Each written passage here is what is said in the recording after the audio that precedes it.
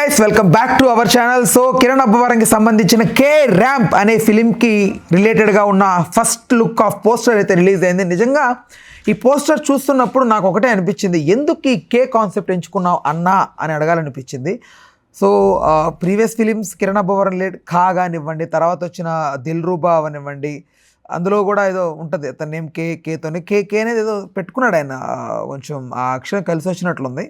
And ఈ ఫిలింకి సంబంధించిన poster మీరు బాగా అబ్జర్వ్ చేస్తే బ్యాక్గ్రౌండ్లో మందు బాటిల్ ఉన్నాయి. అవి మందు బాటిల్లా లేకపోతే కెమికల్ బాటిల్లా ఎందుకు రగులుతున్నాయి, ఏం చెప్పాలనుకుంటున్నారో తెలియట్లేదు. కానీ కే ర్యాంప్ అనే టైటిల్ పెట్టారు. హానెస్ట్గా చెప్పాలంటే కే ర్యాంప్ అనే టైటిల్ కొంచెం వినడానికి డిస్గస్టింగ్గా ఉంది. మీరు నమ్మినా ఏమనుకున్నా ఏమనుకోకపోయినా నాకైతే డిస్గస్టింగ్గానే ఉంది. కే ర్యాంప్ అనే పదం ఎందుకు వాడతారో నీకు తెలుసు, మాకు తెలుసు. సో ఇలాంటి పదాలు హీరోలు వాడడం, జనరలైజ్ చేయడం వల్ల కొంచెం ఎక్కడో అనిపిస్తుంది. పైగా కిరణ్ అబ్బవరం లాంటి ఒక ఫ్యామిలీ ఆడియన్స్ అందరూ కనెక్ట్ అయ్యే ఇలాంటి హీరో ఇలాంటి పదాలు పెట్టి సినిమాలు తీయడం కూడా కొంచెం ఇబ్బందిగా అనిపిస్తుంది నిజంగా, హానెస్ట్గా చెప్పాలంటే. ఎందుకంటే కిరణ్ అబ్బవరం ఒక సాఫ్ట్ నేచర్ ఉన్న పర్సన్ లాగా కనిపిస్తూ ఉంటారు, మంచి మంచి సినిమాలు ఎంచుకుంటారు, కొంచెం సెన్సిబుల్గా హ్యాండిల్ చేస్తారు తన సినిమాలను అయితే అభిప్రాయపడేవాడిని. కానీ ఈ కే ర్యాంప్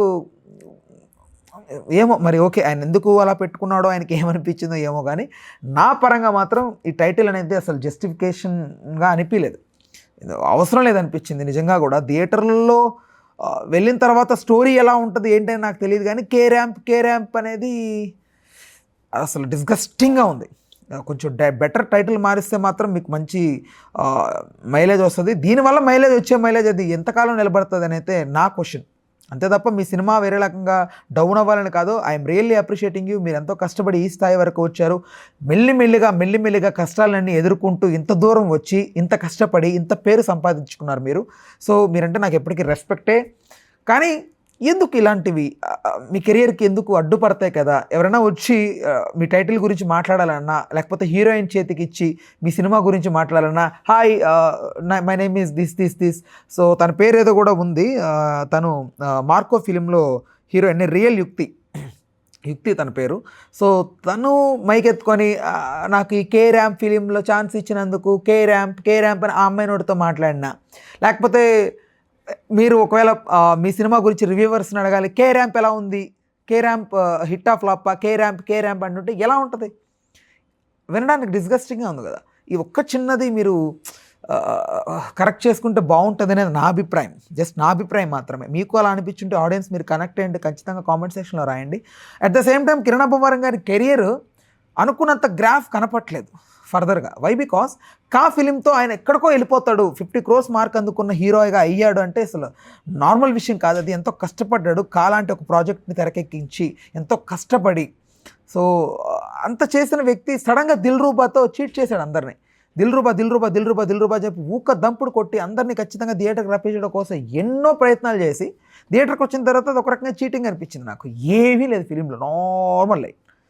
కాలాంటి ఎక్స్పెక్టేషన్స్ ఇచ్చిన ఫిలిం తర్వాత మీరు నార్మల్గా ఇలాంటి ఒక స్టోరీ ఎంచుకొని చేసేసి ఏదో ఒప్పేసుకున్నాం కదా అని మొహోటపడి చేసేస్తే కెరీర్ పోద్ది కదా.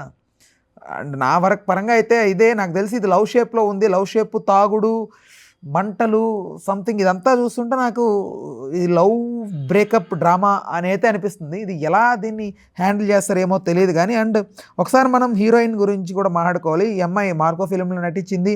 అండ్ నాగశౌర్యాది రంగా ఏదో వస్తుంది ఫిలిం, సో ఆ ఫిలింలో కూడా నటించింది ఆ అమ్మాయి. సో జైన్స్ డెబ్యూ డైరెక్టర్, తను ఫస్ట్ టైం ఫిలింలో తన ఫిలిం ఈ ఫిలిం ద్వారా డైరెక్ట్ చేయబోతున్నాడు. అండ్ ఇది దివాళీకి రాబోతుంది. దివాళీకి వస్తే ఎలా ఉంటుంది, ఆ టైంకి ఏదైనా కాంపిటేటర్గా ఏదైనా ఫిలిం దిగిందంటే మాత్రం ఖచ్చితంగా కిరణ్కి ప్రాబ్లమే.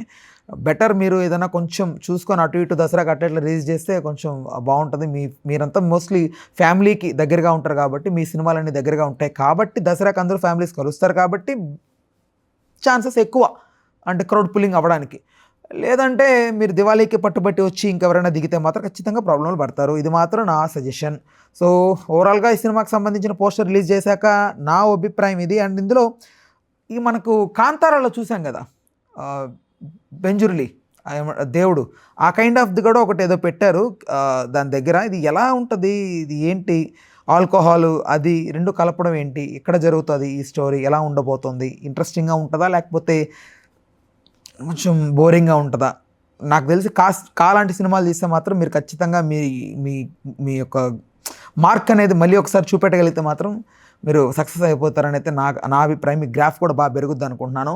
ఎక్కడ కూడా రాంగ్ స్టెప్ వేయకండి కిరణ్ గారు, ఇది జస్ట్ నా సజెషన్ మాత్రమే, రైట్?